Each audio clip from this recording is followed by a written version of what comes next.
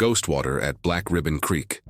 The creek had gone thin and black as a ribbon on a widow dress, slipping through the stones with a sticky shine that did not belong to water born of sky. At dusk it carried the smell of pennies and rot, and something else kept low and secret, the way men carry a last lie to bed. The rider stood on the bank, boots in dust that once remembered rain, and watched the light run along the slick like a knife across a whetstone. Crickets started up in the brush, and the first star showed on a piece of sky that looked tired from holding heat all day. Down in the hollow, the town listened to its own wells cough, and the windmill click with no purchase. 3 days back, a calf had staggered to the trough and turned from it as if the wood had bitten. Chickens had refused to drink. The baby in the lean room behind the clinic had cried with a dry mouth, until the healer put a finger of boiled milk to the lip and told a lie about tomorrow. Old men said the valley had seen hard seasons, but hard seasons usually come in the open, not like this slow shade that slid into cups and made women pour them out and stare into the wet dirt and not see their own faces. Men in long coats, new to the valley, said it was bad luck and a short cloud, and that wagons of casks could be ordered if the right marks were put on the right paper. The badge stood on the porch steps and watched the creek go strange and said little, because saying a thing does not make it true or false when water itself has gone wrong. Up in the cut where Black Ribbon Creek leaves the canyon and spreads its small hands through the willows, a low wall of logs and stone had been thrown across the flow a season ago by men with stamped orders and clean boots. They called it a weir, a fine word for a mean habit, and they measured the trickle with a stick scraped smooth and notched. Along the bank they set barrels tarred inside and out, and they rolled some of them away at night with mules that wore boots to make their tracks look like iron. Folks said the company had a contract with farmers east of the ridge, and the valley could drink dust if a higher price whistled. People also said the creek had a head like a mule, and would not be told where to go when clouds got generous. People say many things when their tongues go dry.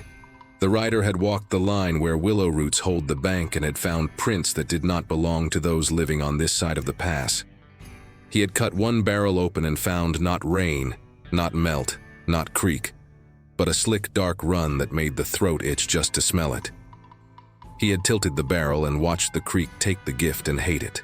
He had walked up to the weir at night with no lantern, and had listened to water talk like a man in a fever, delirious and full of names. A piece of him that had learned to read the ground like scripture had said that a hand was on the creek, and not a kind one. The heater in the clinic coughed soot when it started, and the healer kept the kettle at a slow bubble and boiled linen for the inside of mouths. She worked with the ease of a woman who could turn all her worry into motion and had long ago outlawed despair from the room.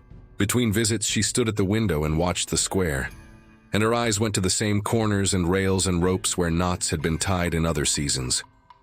The rider had learned that look. It was the look of a mountain measuring itself before deciding to move. The badge made a list in a small book with a stub of a pencil chewed down to impatience. Wells to test, barrels to check, ledges where a man might watch without being seen. He went from door to door and said little, and wrote less. He watched for folks who drank from cups without first lifting a nose to the rim. He watched for a twitch when the creek was mentioned, like a horse ear that gives a man away. The stable boy wrapped wheel rims in leather, just in case wagons would need to roll quiet.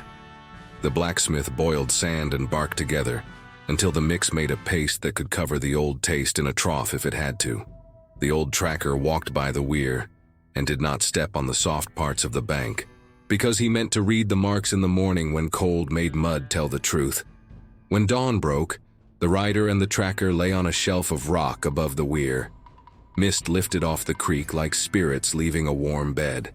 Men with clean boots came down to the logs. One held a roll of paper, the kind carried to make wrong feel smooth in a mouth. One held a stick with a notch. One walked a length downstream and rolled a tarred barrel closer to the lip. He set his boot on it, spat into the water to watch spittle carry, and said a word the creek did not care to hear. The tracker nudged the rider with a knuckle quick as a fly. That boot was narrow and sharp in the toe, not the square block a man wears when he works dirt.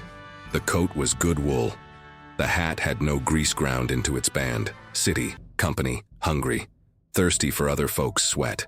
They did their measuring and their looking. Then the one with the paper lifted a finger, and the one with the barrel eased it down and tipped it against the current. Dark ran. Where it touched the water, a slick curdled like fat in a cold pan. When it hit a stone, it left a stain that did not want to wash. The three watched with faces that did not blush. They kicked the barrel off and let it spin and lodge and then sink into the any color bottom. They laughed once because men laugh when they mean to make a thing small in their heads. Then they shoulder-turned and walked back up the bank, boots picking careful not to read their own trail. The rider and the tracker did not move. The ridge across the creek wore the first cuts of light like scars grown proud. In the afternoon, the badge laid a folded map on the clinic table. The healer poured coffee too bitter to enjoy, and strong enough to make a tired mind sit up. They bent over the paper and marked the weir, the barrels, the cut where wagons could hide from sight of the road. They marked the draw that ran behind the company yard where printed signs had been nailed that said men must trespass only one way, not both. The rider drew a line that cut across the grain of the land and used 2 hills as ears to listen to another man's house. The tracker drew small X marks on the flat places you could cross only on certain days if you wanted to keep your ankles. The healer drew a very small square near the creek where the color had stained a stone, and beside it she wrote a pinch of ash and salt, which had nothing to do with the stream and everything to do with saving a mouth if it had sipped without knowing. At dusk, they went to the rail yard. The company kept barrels in rows like soldiers. Some were clean. Some had a ring around their mouths like a man who drinks too much of the wrong thing. A guard sat and read a paper by lantern, eyes moving, mouth tightening at parts that had not happened here. That guard heard a soft scrape. He turned, saw only night, and told himself stories about mice and wind. Somewhere behind the shed, a foot found a nail on purpose, and the squeak moved and became a whisker sound in a man-head. He shrugged and turned the page. That page told him about men back east who put on gold rings when they ran for a thing and won it. He did not own a ring, and did not win many things. He meant to win this easy, silent night and carry it into morning. The rider slipped into the row of barrels and lifted a lid with a gloved hand and touched the slick. He rubbed thumb and forefinger together and felt the drag of wrong. He took a little in a small bottle and wrapped it in cloth and put it against skin to keep it from freezing, though the night was still too warm to hurt anything but patience. The tracker crouched and laid his cheek on the packed dirt and breathed slow until the world in the radius of his nose became a map. He smelled tar and a place where a boot had scuffed and the faint ghost of creosote from ties stacked at the side. The boot had a clipped heel, patched with tin at the back. He rolled that heel into his head and placed it among the other things he carried. The healer did not come into the yard. She moved along the fence line and tied a small knot in a rope that hung there, a knot that would come loose if pulled twice fast and tight if pulled once slow. The badge stayed outside under the cottonwood and counted how many times the guard turned a page, how often the lamp was lifted, whether a man scratched his neck with his right or left. Men think they are complicated, the badge had once said. They are, but not for long, not when you are thirsty. They cut through the grass to the creek and tested the edge of the slick with a stick, and watched the current take small pieces and marry them to larger ones until the surface showed a skin under the moon. The rider knelt and trailed fingers through clean eddies and brought them to the lip, and even that clean wet tasted of metal, the way a coin tastes if an idiot puts it in a mouth. The healer watched the rider face and read the small things that mean fear when a man will not give it the right name. She did not say, "Do not go up there." She did not say, "Go tonight." She said, while wiping the neck of a bottle with a cloth, that children had started waking with tongues that stuck to teeth, and that if anyone meant to move, it should be now. They went before midnight. A half moon rode high and blanched the canyon into chalk and shadow. The weir lay under willows like a scar under a sleeve. Above it, a low plank bridge crossed where a game trail held dirt against the hollow behind a boulder. 2 men slept under that boulder because paper said they must. The rider did not go under the boulder. The rider went over the creek where rocks lay like ribs and breath held for 2 heartbeats became a habit. The tracker moved into the dark beyond the guard fire and lay still enough to become the ground. The badge held rope in coils. Every loop counted by feel, because when you fight a rope in the dark, you die stupid. The healer was not there. Her work made her stay below with cups and cloth and the kind of words that borrow faith from tomorrow to throw fire at the cold of now. A dog woke without moving and smelled them. It lifted its head and tasted the air and decided it did not understand what it tasted. Then it lowered its head because it knew the road of a life kept in a circle tied to a barrel. The rider felt the eyes and sent a thought across the air that was not prayer and not threat, and meant simply, "This is for water." The dog slept again without believing anything. From the company shed upstream came a soft clink of iron in iron. That was the barrel hook the man with the narrow boots liked to spin when he talked, as if he needed a toy to keep his hands from throwing truth. The rider motioned once and the tracker slid toward that sound. The badge stayed on the bank and waited for his part. The narrow boots man walked down to the weir, lantern shaded low. He carried his stick and his paper and his hook, and behind him followed a shorter man with a tired back, who liked to do things when others had gone to bed. They paused at the edge, listened to the creek lie, and then laughed, both in the same key. The narrow boots man said that east was full, and the buyers would clap and a few more wagons would be paid to come and go through the notch with cash not counted here. The tired back man nodded because nodding is cheaper than talking. Then the narrow boots man did what he had come to do. He dipped the hook under a barrel, levered it up and tilted. Dark poured. He watched and breathed through the mouth so he would not taste, and he told himself that the valley had other water somewhere, surely. And if it did not, the valley could learn to pay other ways. The tracker rose from the dark and said the kind of hello that is not for friendship, but to pin a man in his place without touching him. The narrow boots man spun and lifted the hook like it could change shape into something that would keep bones from finding hands. The tracker had already stepped to the side, and the lantern light hid only a sleeve.